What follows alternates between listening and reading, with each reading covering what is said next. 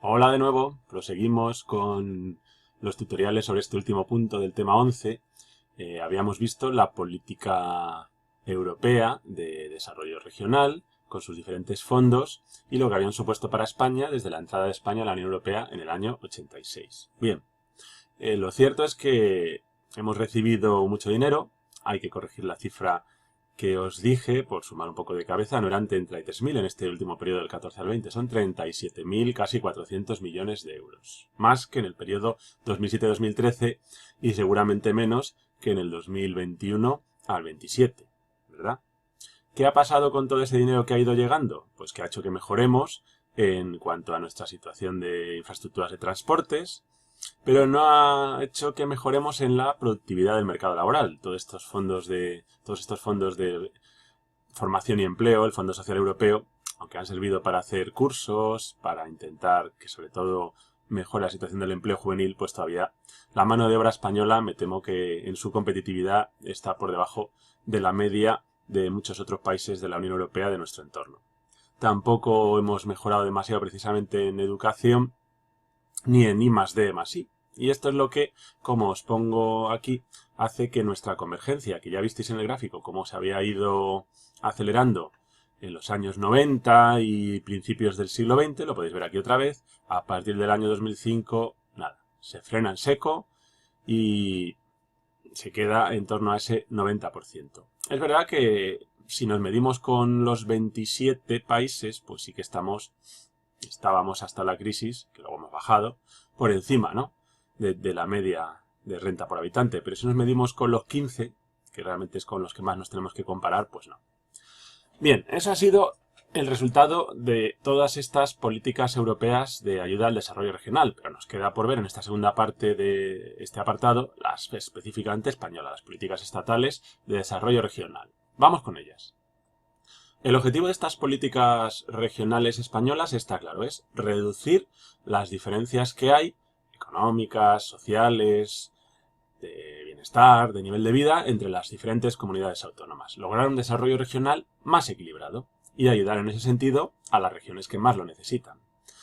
Hemos visto ya en el inicio de este apartado que fueron los planes de desarrollo, sobre todo desde el año 64, los primeros instrumentos de política regional, en este sentido, en nuestra historia, que crearon polos, que intentaron mejorar el desarrollo de las regiones donde estaban esos polos, que podían ser en algunos casos Galicia, Andalucía, Castilla-León, acordaos Aragón, etcétera, etcétera, pero que los resultados no fueron ni mucho menos los esperados y que hubo un cese de estos planes cuando acabó la dictadura franquista y se entró en un periodo de crisis y de transición política. Pero como ha habido un nuevo florecer de políticas regionales mucho más completas y con más fondos a partir del año 86 sobre todo, pero en general desde la época de formación de las comunidades autónomas. Es una política, en este caso la española, lógicamente, en la que tienen protagonismo las propias comunidades autónomas y que por eso está más descentralizada, pero que tiene que seguir las directrices, como hemos visto antes, de la Unión Europea. Bien, entonces, por concretar, se basa en la propia Constitución, en los artículos 40 y 158, y por supuesto en esas normas que hemos dicho de la Unión Europea. Se trata, hemos hablado ya, de corregir desequilibrios y llevar a cabo ese principio constitucional que es el de solidaridad entre territorios, solidaridad interterritorial. No busca discriminar a las áreas más dinámicas, sino que consoliden su crecimiento. En ese sentido, la costa mediterránea norte, el Valle del Ebro y Madrid, pues estarían en este grupo. Sí que se pretende con estas políticas regionales detener el decaimiento, el declive del norte, de Asturias, Cantabria y en menor medida del País Vasco o la costa del norte de Galicia, que con la crisis y reconversión de los 70-80 pues habían quedado muy tocadas. Impulsar la zona sur del Mediterráneo para que llegue más a un nivel como la norte, esa parte murciana y andaluza de la costa mediterránea. Y sobre todo el resto de regiones, estas regiones como Extremadura, ¿no?, o Canarias o Castilla-La Mancha, que tengan más inversiones para mejorar sus infraestructuras, que tengan una economía más moderna, más diversificada y un desarrollo que se base más en sus propios recursos. Ese es el concepto de desarrollo endógeno. Cuidado con esto, que os puede caer en la BAU. Desarrollo endógeno quiere decir un desarrollo que se basa en los recursos propios de la zona. Pero tú tienes que posibilitar que esos recursos sean explotados y puestos en en valor. Y lo tienes que hacer con ayudas. ¿Cuáles son las ayudas? Pues están por un lado los incentivos regionales, que como veis que pongo aquí, pues son ayudas a fondo perdido. ¿Qué quiere decir una ayuda a fondo perdido? No es un préstamo, no lo tienes que devolver. Es una ayuda que no vas a tener que devolver en ningún momento. Se ayuda a la inversión empresarial. Se busca que se cree empleo o que se mantenga el que hay y que se consolide en ese sentido y mejore el tejido productivo, es decir, las empresas de la zona. Tiene que aprobarlas la Unión Europea. Y hay, en ese sentido, 3 tipos de zonas que pueden recibir incentivos con diferentes grados. Hombre, las que más van a ser ayudadas son las que tienen menos PIB por habitante, ¿no? Menos PIB per cápita, las que están por debajo del 75% de media de la Unión Europea, ya lo vimos antes, ¿no? Y también Canarias por ser ultraperiférica. Total, ¿cómo quedamos en ese sentido? Vamos a ver el mapa. Pues tenemos con unas ayudas que son de hasta un 35% de subvención a proyectos empresariales en Canarias, como región ultraperiférica.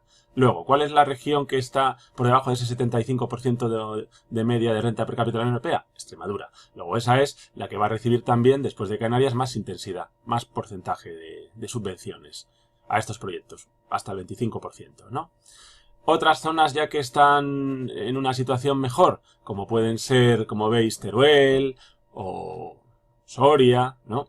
Que están en ese sentido con baja densidad de población, o zonas que en el periodo, como veis, que pone 2011-2013, estaban también en esa situación, como puede ser Galicia, Castilla-La Mancha o Andalucía, pues van a recibir porcentajes de hasta un 15%. Y el resto de las que van a recibir esas ayudas, pues estarán hasta el 10%. Son las que tienen un PIB por debajo de la media, o las altas cifras de paro, o están un poco más aisladas, esas zonas, por ser más rurales, lejanas a grandes núcleos, ¿no? O que tienen una fuerte incidencia de la crisis económica. Total, que esto nos vale desde las del Cantábrico, como veis que están en Cantabria y Asturias, y también incluso parte del Valle del Ebro, buena parte de él, ¿no? Veis, hay mucha parte de Navarra, de Zaragoza, ¿no? De Huesca, o incluso de Tarragona, pero también nos vale para toda la Comunidad Valenciana y Murcia, buena parte de Baleares, Castilla y León, e incluso algunas zonas de Madrid. Lo que no he dicho son las que no tienen ninguna ayuda.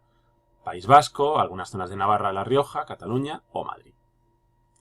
Proyectos que se promocionan: crear nuevos establecimientos, ampliar los existentes o modernizar las instalaciones. Sectores a los que va dirigidas estas ayudas: la industria, por supuesto, los servicios a las industrias, servicios a la producción, y establecimientos turísticos o de ocio que, como veis, incluyan innovaciones, tecnologías avanzadas o proyectos que mejoren la calidad medioambiental o el potencial de desarrollo que hemos comentado endógeno. Pero aparte de estas ayudas, están los llamados fondos. Igual que la Unión Europea hemos comentado que tiene un montón de fondos de ayuda regional, los fondos de cohesión hemos visto, el FEDER, el FSE, el FEMP o el FEADER, pues España también tiene los suyos, ¿no? En el caso español tenemos sobre todo el Fondo de Compensación Interterritorial, que existe desde la época de creación de las comunidades autónomas solamente para aquellas que están por debajo de la renta media nacional, y que desde el año 2001 se ha dividido en 2 fondos, el Fondo de Compensación y el Fondo Complementario. Veis que tiene que también financiar inversiones que produzcan una mayor renta o riqueza. Y en ese sentido, pues también se destinan sobre todo a las regiones, como es de esperar, con menos renta, ¿no? Mirar la tabla del año 2016. Es claramente Andalucía, en ese momento, la que más fondo de compensación recibía. 120 millones de euros. Y la Comunidad Valenciana en segundo lugar y luego Canarias y Castilla-La Mancha. Pero el fondo complementario, que lo único que hace es un 33% del fondo de compensación, pues añadirlo, pues también tiene igualmente a las mismas. En definitiva, ¿cuáles son los criterios para recibir estos fondos de compensación y complementario? Creo que los tenéis bien resumidos en este recuadro que os pongo, ¿no? La población. Por eso Andalucía, que es la comunidad con más población de España, pues es la que más recibe, ¿no? Un saldo migratorio también positivo que haga que necesiten más. Una tasa de paro alta. Eso cuenta un 1%. El saldo migratorio el 1,6%. Pero la población el 87,5%, como veis, ¿no? La superficie. En Andalucía, de nuevo, va a estar primada, ¿no? Y la densidad municipal. Y para Canarias, pues también se le incrementa un 63% largo por su carácter, como hemos visto, ultraperiférico. ¿Quiénes pagan? Pues las otras comunidades, ¿no? Veis que estos fondos los reciben, pues más o menos una decena larga de comunidades más Ceuta y Melilla. Las que quedan, ya os imagináis cuáles son: Madrid, Cataluña, País Vasco, Navarra, La Rioja, son las que pagan. Es así. La Constitución lo dice bien claro, ¿no? Las que más tienen que ayudar a las que menos tienen. Es el principio que hemos dicho de solidaridad interterritorial. Y quería acabar este tema mencionando, aunque no vayamos a hacer de ello una explicación larga ni os tenga que preocupar de cara a un tema, que todo este concepto del desarrollo regional también está íntimamente relacionado con lo que llamamos en geografía humana ordenación del territorio.